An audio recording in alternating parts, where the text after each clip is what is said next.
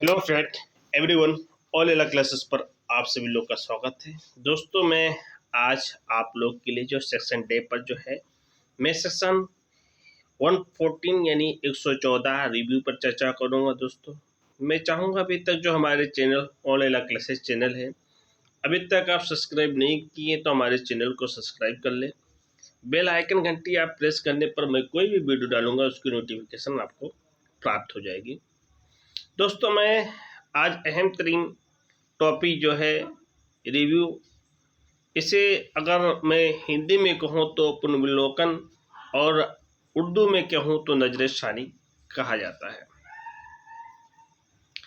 आज का जो ये टॉपिक है नजर षानी है और इसमें 3 पॉइंट, 3 बुनियाद, 3 आवश्यक बातें बताई गई।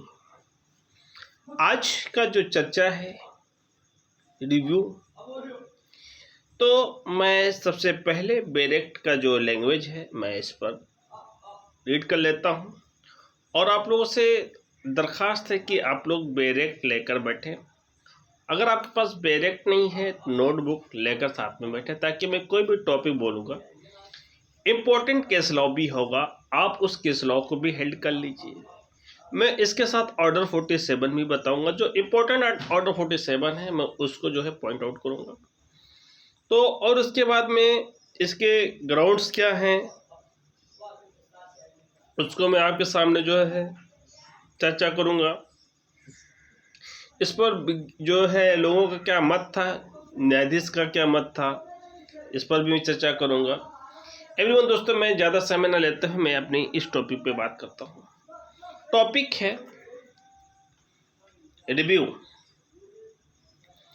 Subject as aforesaid any person considering himself aggrieved.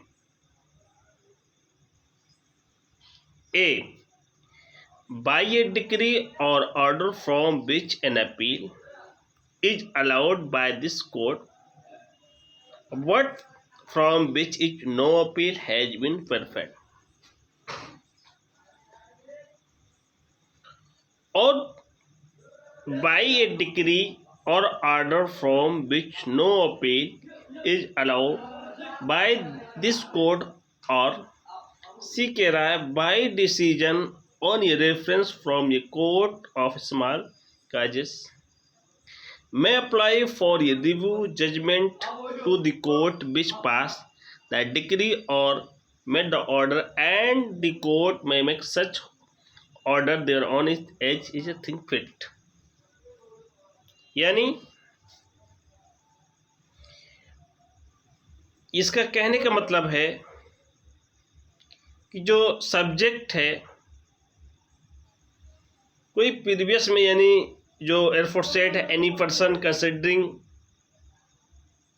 रहते हुए कोई शख्स ए किसी ऐसे डिक्री या ऑर्डर से जिसकी इस कोड में इस संहिता द्वारा अपील बताया गया है, अपील अनुज्ञात है, किंतु जिसकी कोई अपील नहीं की गई हो। अगर अपील बताया गया है और उसकी अपील नहीं की गई हो, पहले पॉइंट है ए। बी कह रहा है किसी ऐसी डिक्री या ऑर्डर से जिसकी इस संहिता द्वारा अपील बताया नहीं गया हो।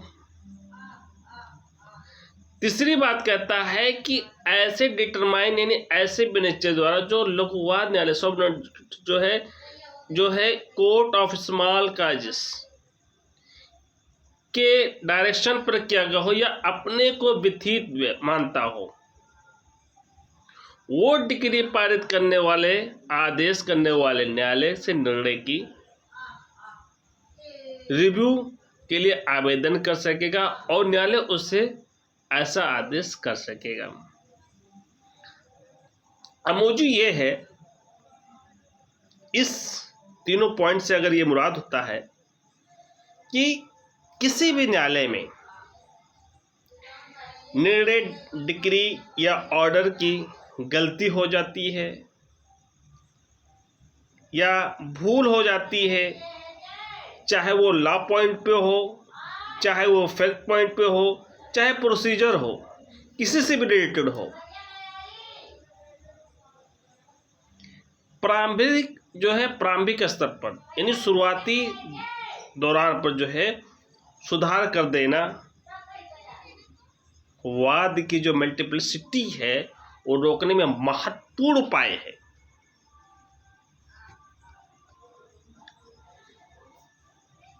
क्योंकि ऐसा यदि नहीं किया जाता है तो ऐसी गलती या ऐसी भूलवश जजमेंट में, डिक्री में, ऑर्डर में,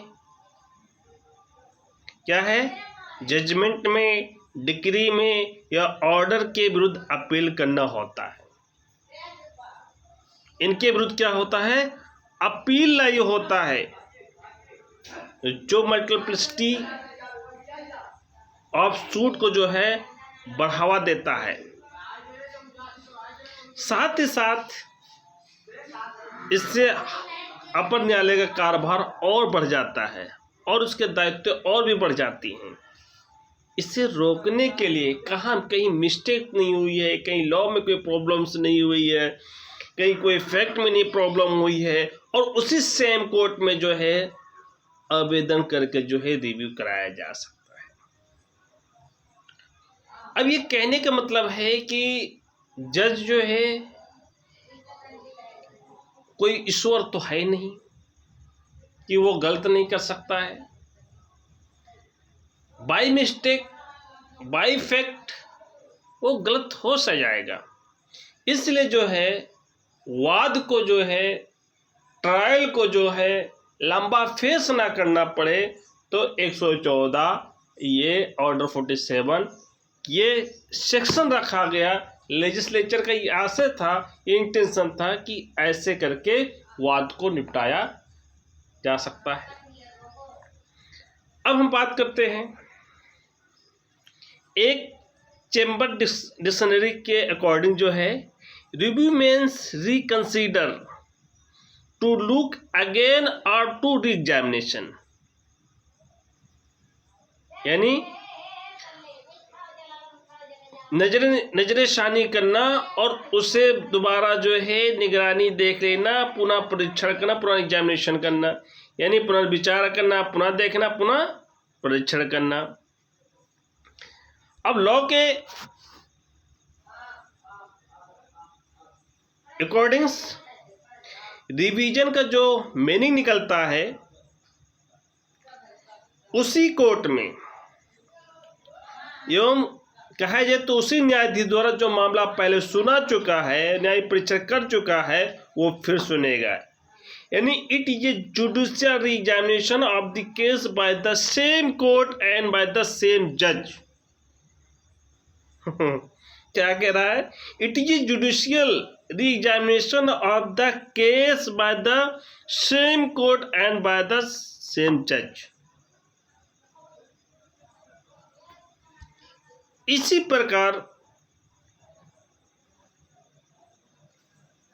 रिव्यू उसी कोर्ट द्वारा किया जाता है जिसने कोई निर्णय या डिक्री या आदेश पारित किया है, वही कोर्ट करता है रिव्यू।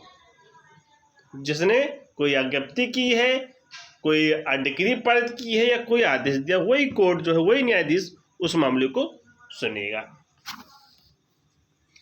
अब इसका पर्पज क्या है, मैं पर्पज यानी इसके पर्पज क्या है, तो इसके जानिब मैं आपको बताना चाहता हूँ। रिव्यू का जो पर्पज है वो मिस्टेक को जो है दूर करना है, मिस्टेक को जो है वो करेक्ट करना है, कोई नया जो है सब्स्टिट्यूट करना है, कोई नया जो है पॉइंट को सब्स्टिट्यूट करना है। पुनर्विलोकन का क्षेत्र जो है, रिव्यू का क्षेत्र जो है बहुत ही स्टैंड है, लिमिट नहीं है, ये अपील के ही इक्वल नहीं है, ये अपील के इक्वल नहीं है। रिव्यू केवल तभी किया जा सकता है जब इसमें 3 पॉइंट आते हो। पहली बात कहता है, जब कोई नया फैक्ट या एविडेंस सामने आ गया हो, नई चीज़ें, कोई नई चीज़ें आ गई सामने आ गए हो, नया साक्ष्य आ गया हो। बी पॉइंट कह रहा है कि रिकॉर्ड पर कोई स्पष्ट रूप से गलती की गई हो, मिस्टेक की गई हो, अदर कोई काज ऑफ एक्शन जो है एग्जिस्ट करता हो। तीसरी पॉइंट कहती है other any one cause of action exist करता हो। अपील का क्षेत्र बहुत ही बड़ा है, अपील का क्षेत्र बहुत व्यापक है। ओरिजिनल अपील में फैक्ट का क्वेश्चन पर भी विचार किया जा सकता है। ओरिजिनल अपील में फैक्ट ऑफ क्वेश्चन पर जो है कंसीडर किया जा सकता है। वेवर कोर्ट, जहां न्यायालय ये पाता, ये फाइंड, ये रिकॉर्ड पर ये प्रकट करता है कि कोई त्रुटि नहीं हुई है, वहां जो है क्या है, वहाँ रिव्यू नहीं किया जा सकता है। न्यायालय इस चीज़ को पाता है, रिकॉर्ड पे पाता है कि किसी तरीके से कोई गलती नहीं हुई, तो वहाँ रिव्यू नहीं किया जा सकता है। मैं रिव्यू के किन डिक्री और आदेश के विरुद्ध किया जाएगा। अब रिव्यू के किन आज्ञप्ति या अथवा आदेशों के विरुद्ध किया जाएगा, वो धारा 114 में आपको बताया गया है। अब मैं आपको जो है इसके आधार बताता हूं, इसके ग्राउंड्स क्या है रिव्यू के। किसी डिक्री और ऑर्डर के अगेंस्ट रिव्यू के लिए आवेदन जो है निम्नलिखित 3 आधारों पर किया जा सकता है। फर्स्ट, जहां किसी उस डिक्री, ऑर्डर अथवा डिटरमाइन हो, क्षुब्ध हो, एग्रीव्ड किसी व्यक्ति ने ऐसे नए आवश्यक विषय को मालूम हो, जिसके ज्ञान में हो, ड्यू डिलिजेंस हो का प्रयोग के बाद भी, और जिसके बाद ये डिक्री या आदेश पारित किए जाने समय प्रस्तुत कर रहा हो, इस प्रकार निर्णय को क्या है, वो चेंज करा सकता है, परिवर्तित करा सकता है। Error apparent of the face of the record, error apparent of the face of the record, यानी जहां की उसमें विधि, तथ्य अथवा प्रक्रिया संबंधी कोई गलती हुई हो या कोई मिस्टेक रह गई हो, चाहे वाद की प्रारंभिक सुनवाई पर या उस पर बहस हुई हो या नहीं हुई हो, प्रत्यक्ष अभिलेख में स्पष्ट प्रतीत होता है कि ये जो है error apparent of the face of the record है, तो वहाँ रिव्यू की जा सकती है। अब तीसरा पॉइंट ये कहता है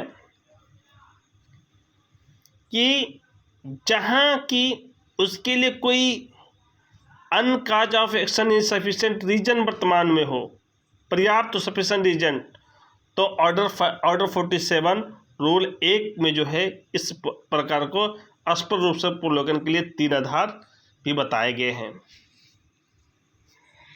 अब ये होता है कि इसके जो प्रोसीजर हैं, इसके प्रोसीजर को भी जानना जरूरी है जो ऑर्डर 47 में बताए गए हैं। और उसके बाद में कोर्ट को जो है रिव्यू करने के लिए जो है इनहेरेंट पावर्स भी बताए गए हैं। हम कुछ केस लॉ को भी देख लेते हैं। केस लॉ है board of control for cricket India बनाम नेताजी क्रिकेट क्लब। केस का नाम लिखिए, board of control for cricket India बनाम नेताजी क्रिकेट क्लब के मामले में सुप्रीम कोर्ट द्वारा ये कहा गया सब्सिक्वेंट इवेंट पर जो है क्या करता है, रिव्यू में विचार किया जा सकता है। सब्सिक्वेंट इवेंट जो है कहता है subsequent event can be consider in review, लेकिन रिव्यू की पावर्स का प्रयोग जो है मेरिट पर किसी मामले में मिस्टेक पर ठीक करने के लिए नहीं किया जा सकता है। कहने का मुराद है कि रिव्यू की जो पावर्स का जो प्रयोग किया जाता है वो बैलेट के आधार पर या किसी ऐसे मामले में जो टूटी हुई हो वहाँ ठीक करने के लिए नहीं किया जा सकता है। यदि किसी मामले में रिव्यू को किसी नवीन साक्ष्य नया साक्ष्य प्राप्त होता है, इस आधार पर वंचित किया गया, तो उस साक्ष्य रिलेवेंसी है, इस नेचर का होना चाहिए कि उसके दावे में जो प्रस्तुत किया गया है होता तो संभवतः निर्णय में जो है चेंज हो गया हो, या इस प्रकार नया साक्ष्य आ गया हो कि पूर्वधारित रूप से विश्वास योग्य हो, यानी रीजनेबल टू बिलीव हो, या अंतिम फाइनली होनी चाहिए, तब वो क्या है रिव्यू किया जा सकता है। एक केस के जानिब से अनिल कुमार तिर्के बनाम नीलम कुमार कच्छप के प्रकरण पर यह भरण पोषण का मामला था, मेंटेनेंस का मामला था। न्यायालय द्वारा 5 लाख रुपए एक मुश्त राशि वैवाहिक खर्चों वापसी के लिए निर्धारित की गई थी। तत्पश्चात पिटिशनर ने एक रिव्यू प्रार्थना पत्र इस आशय पर पेश किया। पहला ग्राउंड क्या रखा, वो 5 लाख रुपए देने की स्थिति में नहीं है और प्रत्याशी द्वारा जो है वैवाहिक खर्च के भुगतान की मांग भी नहीं की गई, अतः निर्णय पुनर्लोकन किया गया। झारखंड उच्च न्यायालय ने इससे जो है रिव्यू का आधार नहीं माना। झारखंड उच्च न्यायालय क्या है, अनिल कुमार तिर्के बनाम नीलम कुमार कच्छप को जो है रिव्यू का आधार नहीं माना। अब एक केस आया था शिल्पा सूरबंशी बनाम राम बाबू अग्रवाल के मामले में। रिस्पोंडेंट के अगेंस्ट सेल डीड के जो है, यानी इसमें जो है रिस्पोंडेंट ने एक सेल डीड कराया था और सेल डीड में जो है ये घोषणा किया था विदेश के लिए जो है एग्जीशन के लिए सूट फाइल किया, लेकिन उसने भूलवश जो है ब्लैक निष्पादन की तारीख को गलत डाल दिया। जो स्टाम्प थे जो उसने रजिस्टर्ड कराया था और उसका जो निष्पादन की जो तारीख है वो गलत कर दी गई थी, गलत अंकित कर दिया था। ये ऐसा गलती जो है अभिलेख को देखते ये प्रकट होता है, ये प्रतीत होता है कि ये सुधारा जा सकता है। तो उस ग्राउंड पर जो है रिव्यू की प्रार्थना पत्र को क्या है एक्सेप्ट किया गया। अन्य किसी पर्याप्त होने पर भी किया जा सकता है, यानी कि एनी अदर सफिशिएंट रीजन पर रिव्यू की थर्ड रूल्स है। अब ऐसा कोई कारण जो नियम निर्दिष्ट कारण जो कम समकक्ष हो। अब इसके इनहेरेंट पावर देख लेते हैं रिव्यू के। ऐसे मामले में जो ऑर्डर 47 के अकॉर्डिंग एडिशनल न्यायालय को भी रिव्यू करने का पावर जो है इनहेरेंट पावर्स होती है। लेकिन गुजरात उच्च न्यायालय एक मामले में ये कंसेप्ट आया कि न्यायालय को ऐसे ही मामले में रिव्यू करना चाहिए जो इस कोर्स में इस कोड में जो है मेंशन हो, प्रोविजन दिए गए हो, उसके अकॉर्डिंग होना चाहिए। अब हम बात करते हैं प्रोसीजर की बात करते हैं। रिव्यू के लिए जो है एप्लीकेशन किए जाने पर यदि मामला का ये सर्टिफाइड हो जाता है कि रिव्यू के लिए कोई पर्याप्त आधार वर्तमान है तो वो स्वीकार कर लेगा, अन्यथा उसे अस्वीकार कर देगा। यानी वर्तमान समय में जो आपने एप्लीकेशन जो फाइल किए हैं रिव्यू के लिए पर्याप्त आधार है तो स्वीकार कर लेगा, या उसके बाद में वो जो है उसे स्वीकार नहीं करेगा अगर पर्याप्त आधार नहीं है।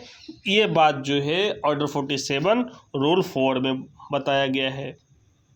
यदि जो है आपका एप्लीकेशन स्वीकार कर लिया जाता है, एक्सेप्ट कर लिया जाता है, तो दूसरे पार्टीज को इस आशय की सूचना दी जाती है। अगर उसको स्वीकार कर लिया गया तो दूसरे पार्टी को सूचना दी जाएगी, इसे कहता है ऑडियो अल्ट्रम पार्टम। और उसके सुनने के पश्चात पुरानी अज्ञप्ति को, पुरानी डिग्री को क्या है परिवर्तित यानी चेंज किए जाने के स्टेज पर नई डिग्री पारित की जा सकती है। कितनी बड़ी बात है कि पुरानी डिग्री को चेंज किया जाता है और नई डिग्री जो है इसमें आ जाएगी, इसीलिए जो है मामले को रिव्यू कराया जाता है। ये बात जो है चेंज कराया जा सकता है। और अपील की बात करें तो रिव्यू के लिए जो है आवेदन को अस्वीकार करने पर जो इसका एप्लीकेशन है इसे अगर एक्सेप्ट नहीं करेगा तो आदेश के विरुद्ध जो है कोई अपील नहीं हो सकती है। किस पर? रिव्यू के पॉइंट पर कोई अपील नहीं हो सकती है, बट एप्लीकेशन स्वीकार करने वाले जो ऑर्डर होंगे वो अपीलीय होंगे। ये पॉइंट नोट करने वाली बात है कि कोई जो इसमें ये कहता है कि बट एप्लीकेशन अगर एक्सेप्ट कर लिया गया है, अगर वो एक्सेप्ट करने के बाद उसमें कोई मामला आ जाता है तो रिव्यू में जो है पार्टीज के खिलाफ कोई ऑर्डर पास हो जाता है और उस ऑर्डर के खिलाफ जो है क्या है, अगर वो रिव्यू का आवेदन है तो उसकी अपील योग्य होती है। वो ऑर्डर 47 रूल 7 में दिया गया है। अब कुछ बार हैं रिव्यू के लिए आवेदन किए गए आदेश के या रिव्यू पारित डिग्री के लिए आदेश रिव्यू करने कोई आवेदन ग्रहण नहीं किया जाएगा, जो ऑर्डर 47(9) है। यानी रिव्यू के लिए आवेदन पर किए गए आदेश, रिव्यू के आवेदन पर कर दिए गए आदेश या रिव्यू पर पारित डिग्री किए गए आदेश पर रिव्यू के लिए कोई भी आवेदन ग्रहण नहीं किया जाएगा। यह ऑर्डर 47 रूल 9 में यहाँ बार करता है। अब अमेंडमेंट और रिव्यू में अंतर क्या है इससे जानेंगे। ये सेक्शन 152 के अकॉर्डिंग अमेंडमेंट ऑर्डर 47 के अकॉर्डिंग रिव्यू के बीच में डिफरेंस बताया गया है। इन दोनों बीच में अंतर जो है एक केस में आया था, हरी सिंह बनाम श्रीमती एस सेठ AR 1996 दिल्ली 2-1। इसमें स्पष्ट किया गया है कि रिव्यू के मामले में डिक्री, जजमेंट, ऑर्डर की जो है प्योरिटी यानी उसकी जो शुद्धता का जो क्वेश्चन है, जबकि संशोधन के मामले में निर्णय या शुद्धता प्रसंग नहीं उठाया जा सकता है। कहने का तात्पर्य है कि रिव्यू के मामले में डिक्री, निर्णय अथवा आदेश की शुद्धता पर प्रश्नगत होती है, उस पर क्वेश्चन होती है, जबकि संशोधन के मामले में निर्णय की शुद्धता प्रश्नगत पर नहीं होती, या फिर डिग्री या को निर्णय के अनुरूप बनाने का प्रश्न पर अंतर्गत होता है। सेकंड पॉइंट कहता है पुनर्लोकन के अनुज्ञात किए जाने पर मामले की पुनः सुनवाई की जाती है, जबकि संशोधन के मामले में यह आवश्यक नहीं है। पुनर्विलोकन के मामले में नई डिग्री पारित की जा सकती है, जबकि संशोधन के मामले में मूल डिग्री ही आवश्यक संशोधन कर दिया जाता है। तो दोस्तों, जहाँ तक कि मोटी तौर पर मैंने जो है आज रिव्यू भी कवर कर लिया है। कल दोस्तों मैं आपके सामने रिवीजन पे चर्चा करूँगा। दोस्तों हमारे साथ बने रहें ऑनलाइन क्लासेस पर, और ताकि ज़्यादा से ज़्यादा लोगों को शेयर करें। Thank you. जय हिंद, जय भारत।